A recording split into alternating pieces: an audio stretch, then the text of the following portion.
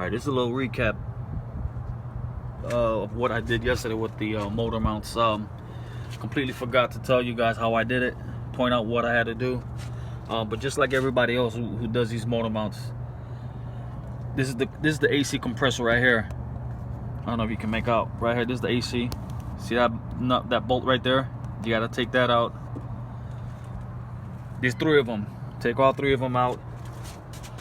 Like I said, on this side, all you have to do is just remove this bolt for the take the belt off. It's really easy. You loosen it up right here.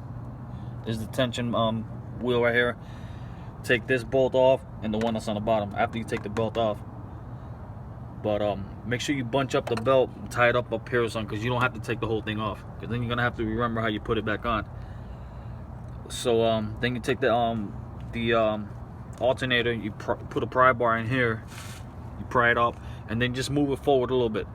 You're gonna notice the power cable behind it is really tight, so don't yank on it hard, because you might snap it off. I pointed that out earlier.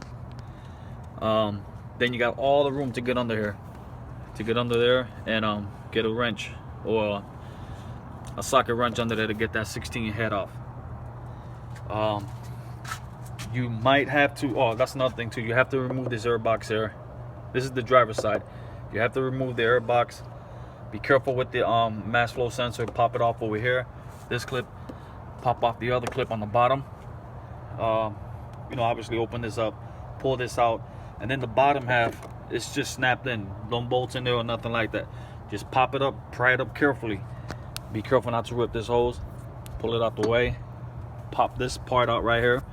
There's the air intake. All easy stuff, all baby stuff. Once you got that out, you got all the room in there to work on. Another thing too is this part right here. See this little pump right here? This little guy right here. You see those? I don't know if you can make out those 2 bolts right there. Just take those 2 small bolts out. Just take them out, and then just push this out the way. Push it out in the back. Put it out the way.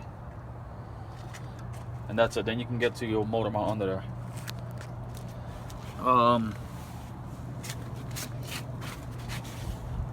Under here, you go under. This is where the lower control arm is. The front of the lower control arm is where the bottom of the bolt for the bottom half of the motor mount is going to be. I don't know if you can make out. See right there under there? See that bolt right there? That's the bottom bolt for the bottom of the motor mount. Loosen that up. Again, you wanna put some jack stands on this part right here, on this part right here, and on this part over here. You want to jack up the engine right from this middle part, this cross this beam right here. Don't go on the engine block, the oil pan. Go on the frame right here. You raise it up just enough to get the jacks under there. You could raise up the jacks maybe like 2 notches or so under here and over here on the other side. Remember what it looks like right here. All right, once you got it jacked up, then you come back with the same jack that I showed you, like that one right there. That's my jack right there. You notice how I got a piece of block under there, wood block. You put the block underneath here, then you jack up the engine. Now this will work if you're doing both motor mounts at the same time, which is what I recommend everyone to do. No, makes no sense to just change one motor mount. You might as well do them all. Put the block right here to distribute the weight, and you jack up the engine just a little bit, just enough to take the weight off the engine mounts, just enough. You see it come up, maybe come up like an inch or something, like an inch or 2. And once you come up already with it, then you start loosening up the bolt under here, which is that little guy right there. That bolt right there, that's a 13 too, by the way. That's a 13, and then the top bolt is a 16. But if you don't have a 16 wrench, you can get a 5/8. It'll work fine. And then on the, now this is the driver's side. This is the passenger side. See the same deal. I don't know if you can make out. See, that's the 13 bolt. That's the bottom of the motor mount. There's the alternator. There's the bottom bolt right there.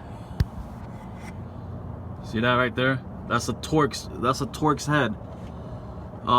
You can only find that in Harbor Freight. Go down to Harbor Freight and buy the black set. I think they're like $6 or $7 or something like that. It's good to have. If you own Mercedes, it's a good to have. Because when you don't have that kind of bolt, you're gonna have this one right here. And it's good to have those. So go down and get that set for like $6 or $7. Get that taken care of. You see that there? Get that nut off. And there's the motor mount right there. See it right there? It's easy to get to, man.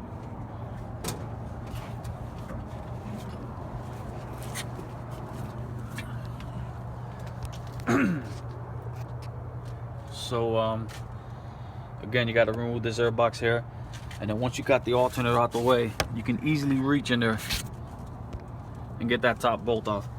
Over here as well, right here, I forgot to mention this reservoir tank right here, just loosen it up. Take this nut off right here. There might be another one here somewhere, I'm not sure, but I doubt it. And then you just lift it up. Don't take the whole thing off. You might have to, sometimes you have to take this off right here. Just loosen up the hoses here. Depends how much wiggle room you got. So you take this off.